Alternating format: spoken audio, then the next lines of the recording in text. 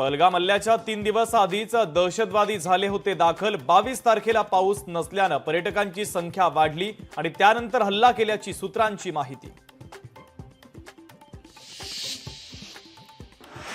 भारताच्या भीतीने पाकड्यांनी अमेरिकेचं दार ठोठावलं। भारतासोबत अणुयुद्ध रोखण्यासाठी ट्रम्प यांनी मदत करावी। शहबाज शरीफ यांचं अमेरिकेच्या परराष्ट्र मंत्र्यांना आवाहन।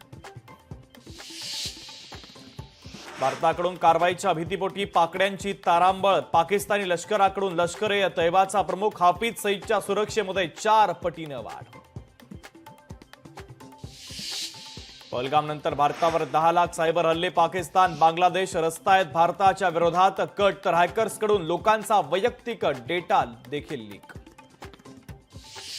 अमृतसरमधील दहशतवादी कट बीएसएफनं उधळून लावला। हँडबॉम्ब आणि पिस्तुलांसह जिवंत काडतुस जप्त। पहलगामच्या हल्ल्यानंतर उत्तर प्रदेशातून पाकिस्तानी महिला अचानक झाली गायब, तर पाकिस्तानी महिलेनं 9 वर्ष सरकारी नोकरी केल्याची धक्कादायक माहिती समोर।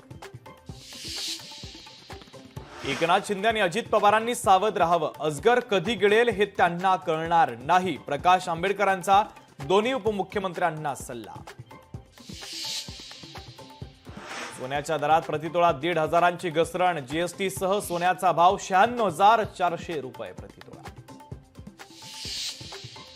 यंदा युद्धजन्य परिस्थिती असेल, पाऊस सर्वसाधारण असेल तर देशात पिकाची परिस्थिती साधारण राहणार। भेंडवळच्या भविष्यवाणीमध्ये भाकीत।